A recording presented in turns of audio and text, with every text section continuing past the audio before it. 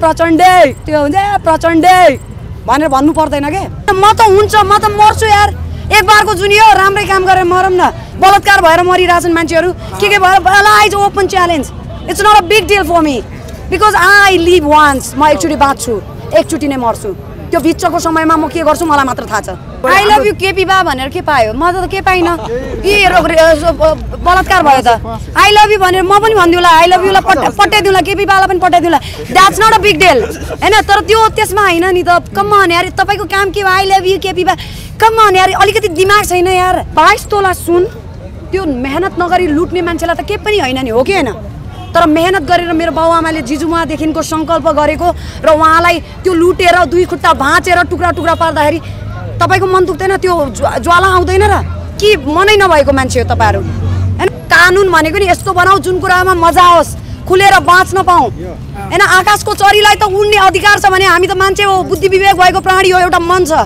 त्यो मनले साँचो र सत्य कुरा चाहन्छ सत्य युग आइसक्यो सत्य युगमा के हुन्छ साँचो कुराहरू देखिन्छ देखिरहेछ त प्रत्येक दिन बलात्कार भनेको कानुनमा केही गडबडी छ देशको प्रमुखमा केही गडबडी छ भने त्यो गडबडीलाई कसले सुधार्ने हो हामीले कि देशको प्रमुखले हामीले आफ्नो मातृभूमिलाई पुज्न सक्ने खालको चाहिँ हामी नेपालीहरू भयो भने मात्र चाहिँ यो सरकार अथवा सरकार भएको महसुस हुन सक्छ तपाईँ हामी कसैले पनि हाम्रो मातृभूमिलाई पुज्न सकेका छैनौँ मातृभूमिलाई थुक्ने र आफू राम्रो हुने जबसम्म संस्कृति र संस्कार हुन्छ नि तबसम्म देश बन्न सक्दैन आफ्नै बेइज्जती गर्यो आफ्नै बिल्ला उडायो आफू नौटङ्की हुन्छ नि आफू नौटङ्की नाटकै हो भन्थ्यो नि त्यही भयो के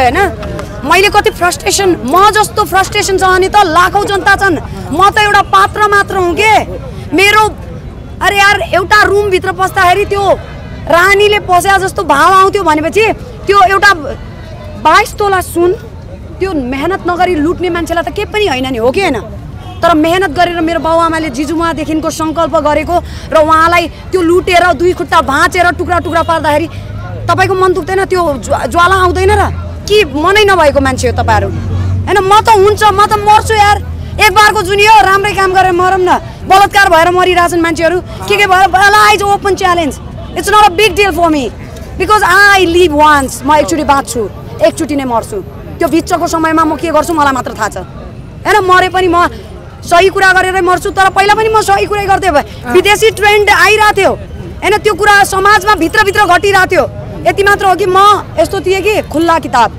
जे छ फ्याट भन्दिने अनि दुनियाँको गाली खाने अहिले पनि म गाउँ गएँ अरे यार यो त जिन्दगी रहेनछ यस्तो पो जिन्दगी रहेछ पीडै पीडामा बसेर रहेछन् सबै मान्छे किन यहाँ आए भन्दाखेरि त्यो पीडा बुझेर आयो होला नि त पहिला त देख्नु भएको थिएन होला किनभने म आफ्नो संसारमा व्यस्त थिएँ अहिले के भइदियो म खुसी हुनु मात्र खुसी हैन नि त प्रत्येक प्रचण्डले आम नेपालीलाई दुःख दिइराछन् प्रचण्डले आम नेपालीलाई दुःख हैन के तपाईले त्यत्रो मान्छे मारेको हैन कस्तो तपाईँ भाषा बुझ्नुहुन्न भाषा त बुझ्नुहुन्छ होला नि मान्छे मारेर आइसकेपछि उसले देशको पावरलाई हैन चान्सेस आफूले आफूलाई दिने हो हामीले उसलाई दिने हैन नि त हामीले जनताले त उसलाई जिताइसकेको थियो त अब उसले म के गरेर देखाउन सक्छु भन्ने त उसको खुबी हो कि हाम्रो खुबी हो हैन यो देशमा के पनि लाइक हुन्छ नि विकास भएको छ तर विकासको नाममा विकृति बढी छैन र म आफै विकृतिको पात्र हो म आफै स्वीकार्छु त के ठुलो कुरा हो र गल्ती गरेपछि गल्ती गरे भन्नु पर्यो नि त तर उ त अझ पनि सत्ताकै लागि सत्ता भन्दा नि के गरेर देखाउन हामी त भोट यतिकै दिइहाल्छ नि प्रत्येक जनताले तपाईले राम्रो काम गरेपछि तपाईलाई भोट पाइदैन र पाइन्छ कि पाइदैन टाउको दुखा छ यतिकै कोरोना खै त कोरोना कहाँ छ मैले भ्याक्सिन ला छैन है मलाई त कोरोना ला छैन अनि what the hell is wrong with this government के what the hell is wrong with this law कानुन भनेको नि यस्तो बनाऊ जुन कुरामा मजा आओस् खुलेर बाँच्न पाऊ हैन आकाशको चरीलाई त उड्ने अधिकार छ भने हामी त मान्छे हो बुद्धि विवेक भएको प्राणी हो एउटा मन छ त्यो मनले साँचो र सत्य कुरा चाहन्छ सत्य युग आइसक्यो सत्य युगमा के हुन्छ साँचो कुराहरू देखिन्छ देखिरहेछ त प्रत्येक दिन बलात्कार भनेको कानुनमा केही गडबडी छ देशको प्रमुखमा केही गडबडी छ भने त्यो गडबडीलाई कसले सुधार्ने हो हामीले कि देशको प्रमुखले प्रश्न उत्तर त त्यही छ नि हामी जनता जिन्दाबाद मुर्दाबाद व्हाट द हेल इज रङ हैन जहिले यति हो हाम्रो जिन्दगी यति हो मुर्दाबाद जिन्दाबाद please you have to wake up म भन्दा नि तपाईहरु उठ्नुस् यो देशका प्रमुखहरु हैन प्रमुख नै सही बाटो देखाइरा छैनन् भने हामी जनता सही होला र भोलि त सोनीका आतंककारी भनेर चिनिन पनि बेर छैन के कसम से म त सिधा न्यायका लागि न्यायका लागि। अब भाषा तिमीहरू तोडमोड गरेर राख्लौ, फेरि अझ मेरो दिमाग खराब गर्ला, अनि फेरि म तिमीलाई कुट्न आउँला, अनि लास्टमा अझ फेरि सोनीका हरामी भाइ भन्लौ।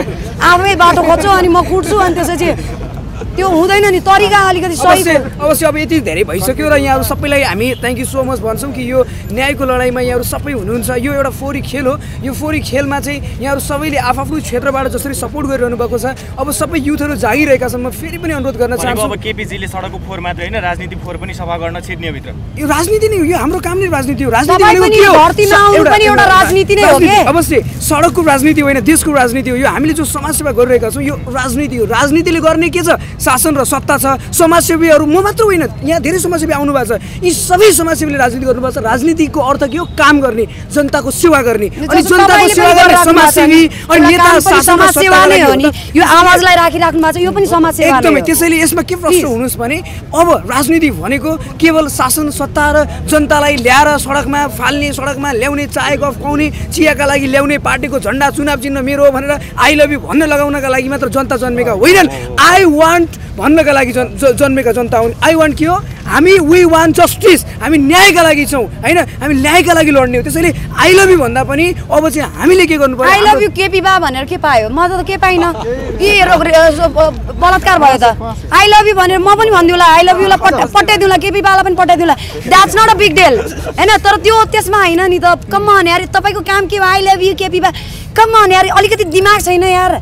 दिमाग भएको मान्छे हो कि कस्तो मान्छेले लिड गरिरहेछ भन्ने कुरा आउँछ। त्यसैले अब चाहिँ फोहोरी सोच, हरेक चिजको फोहोरी सोचलाई चाहिँ आउनुपर्छ, जाग्नुपर्छ। यो सफाइको कुरामा भन्दै गर्दा जसरी उहाँले भनिरहनु भएको छ, यो सफाइको सुरुवात पनि उहाँहरूबाटै भएको। 3 वर्ष अगाडि हामी निरन्तर सफाइमा लागिरहेका छौँ। अहिले पनि यहाँ माइतीघरमा फोहोर भेटेको थिएँ, यी भाइहरूले पनि समाउनु भएको छ। र हामी जहाँ जान्छौँ यो तपाईँहरू मिडियाकर्मीहरूले पनि म तपाईँहरूलाई रिक्वेस्ट गर्छु, अन्तिममा तपाईँहरूले चुइगम चक्लेट चाउचाउ केही खानुहुन्छ भने बाटोमा चाहिँ नफ्याँकिदिनु होला। केपीको काम त्यति हो, बिचरा यति मात्र गरेर बसेको छ होइन।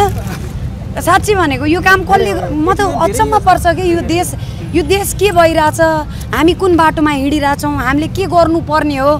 पढ भनेको छ, पढ्नै मन लाग्दैन। किन पढ्न मन लाग्दैन भने अलिक पढ्न इन्ट्रेस्टिङ कुरा हुनु पऱ्यो नि।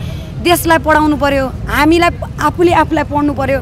स्कुलमा गएको छ, A+B² निकालेको छ, अनि जीवनमा काम लागेको छैन, दिमाग खराब भएको छ, अनि मान्छेलाई काट्न मन लाग्छ, कुट्न मन लाग्छ, हो कि होइन? थ्योरीमा अड्क्या छ। रियल थ्योरी चाहियो के? रियल जुन बानी व्यवहार हुन्छ नि, त्यो व्यवहारिक रूप भन्छ नि।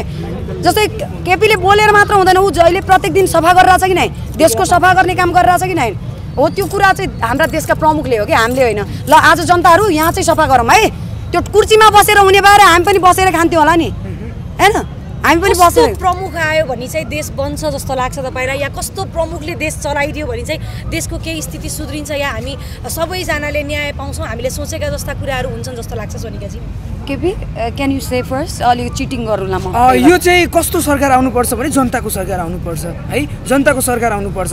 निर्वाचन पार्टीको सरकार आएर हुँदैन, यहाँ पार्टीको सरकार आइरहेछ क्या। यो अचम्म के लागिरहेछ भने पार्टीले देश बन्दैन क्या, देशले देश बन्ने हो, जनताले देश बनाउने। यो देशमा चाहिँ हामीले देशको पन पाएका छैनौँ। हामीले आफ्नो धर्म, संस्कार, जात जाति, भाषा, धर्मलाई समेट्ने खालको चाहिँ पाएका छैनौँ। त्यसलाई मार्ने खालको सरकार पाछौँ क्या नडाडी भन्दा। त्यसैले होइन हामी मोडर्नाइजमा अट्र्याक्ट भइरहेछौँ भने कमी कमजोरी कोबाट आएको हो भन्दाखेरि हाम्रो देशको प्रमुखले जे सिकाउँछ हामी त्यही कपी पेस्ट गर्दैनौँ र होइन? कपी पेस्ट हामीले सरकारले होइन कति महँगो गलैँचा ओछ्याउनु भन्दा हामीले दुखी गरिबलाई बाँड्नुपर्छ भन्ने उनले संस्कार सिकाएको भए हामी प्रत्येकमा पनि त्यही एकले अर्कालाई दिने, अर्कोले कोही गरिब हुन्छ र कोही भोको मर्नुपर्छ र कोही नाङ्गै मर्नुपर्छ र हो। त्यही व्यवहारको चाहिँ बिहेभियर वाइज चाहिँ जस्तै म कमाउँछु नि, म त्यहाँबाट केही हदसम्म दिन खोज्छु, नदेखाए पनि मेरो तर्फबाट म मानव भएको नाताले दिन खोज्छु भने त्यो संस्कार त खास गरी हाम्रो सरकारबाट आउनुपर्ने। देशप्रतिको प्रेम भएको संस्कार र देश प्रेमको व्यवहार भएको सरकार चाहिँ आयो भने देशले न्याय पाउन सक्छ। र यो पिरियडमा मलाई जहाँसम्म लाग्छ हामीले त्यो सरकार पाउन निकै मुस्किल छ।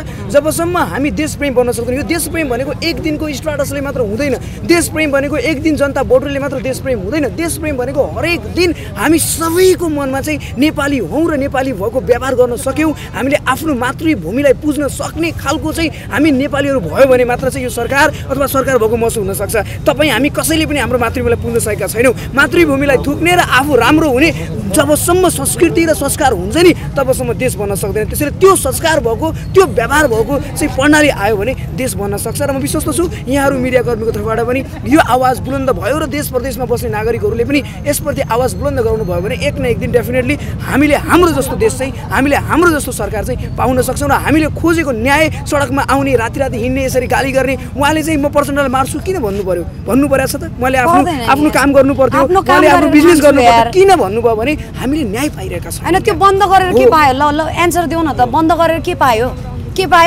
आफ्नै बेइज्जती गर्यो आफ्नै बिल्ला उडायो आफू नौटङ्की हुन्छ नि आफू नौटङ्की नाटकै हो भन्थ्यो नि त्यही भयो के होइन कसले गरे हो हामीले त गरे होइन नि त बन्द उसैले गरे हो कमसेकम बन्द गर्दिनँ म जनताको लागि हक र हितको लागि लड्नुपर्छ भनेर सोचे भए त हे प्रचण्डज्यूको सोच अलिकति राम्रो छ है हामीले उहाँलाई सपोर्ट गर्नुपर्छ भन्ने सोच आउन सक्छ तर के भन्दाखेरि यसले उसलाई दुईजनाको युद्ध भइरहेको हुन्छ के युद्ध गर्छौँ भने आऊ हामी जनतासँग युद्ध गर्न आऊ हामी रेडी बन्छौँ हामी पनि देशका नेपाली लड्नुपर्ने स्थिति नै सृजना गर्न खोजेको भने त्यो सिम्टम अहिले देखिरहेछ के सिम्टम भनेको के भन्दाखेरि जस्तै तपाईँलाई कोरोना लाग्दैछ भने रुगाखोकी लाग्छ कि लाग्दैन हो त्यही हो देशलाई बेच्ने एउटा प्लान बन्दैछ भने देशका नेपाली लड्छन् रे के पहिला त के हुन्थ्यो देशलाई जोगाउनलाई के हुन्थ्यो थाहै छ होला नि देशका विदेशीहरूसँग लड्थ्यो अहिले त के नेपाली लडिरहेछन् भने there is something wrong with this politics dirty politics भइरहेछ भन्ने त्यो त प्रत्येक जनतालाई थाहा छ त्यो त